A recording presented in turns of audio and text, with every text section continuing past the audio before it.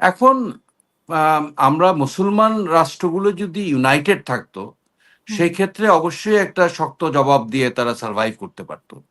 But পাশ্চাত্য দুনিয়া, মার্কিন যুক্তরাষ্ট্র, ইসরায়েল, তারা কিন্তু they have been very successful to divide hmm, the Muslim countries. এবং তারা এই যে শিয়া এবং সুন্নি লাইনে এই বিভক্তিটা এনেছে, এবং উই আর নট ইউনাইটেড। এবং এই হুম, আনইউনাইটেড অবস্থায় একেবারেই একা একা ইরানের পক্ষে এত বড় শক্তির বিরুদ্ধে দাঁড়ানোটা আমার কাছে ইম্পসিবল মনে হয়। ইরানের জন্য সবচেয়ে বেস্ট যেটা অল্টারনেটিভ আমি মনে করি, যে একটা সুপ্রিম লিডার নির্বাচন করে মার্কিন যুক্তরাষ্ট্রের সাথে এই নিউক্লিয়ার ব্যাপারটা এটা পরিষ্কার করে একটা সমঝোতার মধ্যে আসাটা আমার মনে হয়। আমি মনে করি এই পরিস্থিতিতে ইরান জবাব দিয়ে এটা তাদের জন্য বেশি ফলাফলটা ভালো হবে না। এগোতে পারবে না জি। এত বড় শক্তির সাথে। জি। আমরা শেষ করব। আমরা অবশ্যই আপডেট দেব এরপরে। তো আপনার আর কিছু বলার আছে কিনা এই বিষয়ে? এখন আপনি মানে বাংলাদেশেও তো অনেকে মধ্যপ্রাচ্যের যে বাঙালিরা আছে এবং আমরা দেখেছি অলরেডি ফ্লাইট সব বন্ধ, যেতে পারে নাই।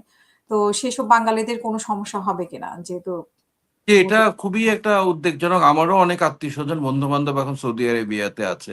ওমরা হজ করতে গিয়েছে। ওখানে একটা বিপুল সংখ্যক বাংলাদেশীরা গিয়েছে।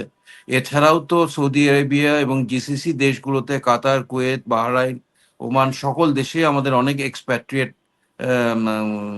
বাংলাদেশীরা ওখানে কাজ করে। ওই এলাকাটা আসলে একটা রিস্কি এলাকা এখন। যেভাবে ইরান চারিদিকে আ মিসাইল নিক্ষেপ করছে। আমরা দুবাই এয়ারপোর্টেও দেখেছি এটা ল্যান্ড করেছে। বিভিন্ন জায়গায় দেখছি। So it's a very flight গুলো সব বন্ধ আছে। সো আমাদের এখন বর্তমানে আল্লাহ তাআলার দরবারে দোয়া করা ছাড়া আর কিছু নাই। আমরা চাই পরিস্থিতিটা আরেকটু স্বাভাবিক হোক। ওখানে আমাদের বাংলাদেশী যারা কাজ করে সেটাও প্রয়োজন, আমাদের দেশের জন্য প্রয়োজন, তাদের ব্যক্তি স্বার্থে প্রয়োজন। এটা কন্টিনিউ করুক। আমরা চাই এই যুদ্ধটা অতি দ্রুত এটা সমাধান হোক, একটা সমঝোতা হোক।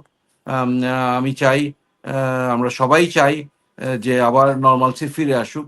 আ আপনার কি মনে অলরেডি হয় যে আতাউল্লাহ একদিন খামেনি আতাউল্লাহ জি। খামেনিকে মানে হত্যা করা বা নিহত হওয়া এটা ইরানের জন্য এই মুহূর্তে কতটা ক্ষতিকর? মানে কতটা বা কাটিয়ে উঠতে পারবে কিনা এটা? এটা কাটিয়ে ওঠাটা আমার মনে হয় তেমন কোনো প্রবলেম না।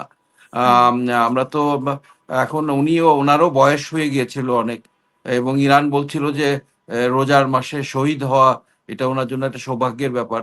তো উনারও বয়স হয়ে গিয়েছিল, and this is part of the system. উনি চলে গেলে আরেকজন আসবে। এখন উনাদেরকে যোগ্য একজন আ আ উত্তরসূরি নির্বাচন করতে হবে, এবং অবশ্যই এই পিরিয়ডটাতে একটু কনফিউশন থাকে, এটা থাকবে। আমরা আশা করি এটা ওভারকাম করে আবার ইরান আ পুনরায় আবার আগের স্থানে যাক। তারা অধিষ্ঠিত হতে পারবে। হুম। অসংখ্য ধন্যবাদ মেজর জেনারেল ডক্টর মনিরুল ইসলাম এখন আমাদের সাথে যুক্ত হওয়ার জন্য। অনেক প্রিয় দর্শক ধন্যবাদ। প্রিয় দর্শক আপনাদেরকে অসংখ্য ধন্যবাদ। আমাদের পরবর্তী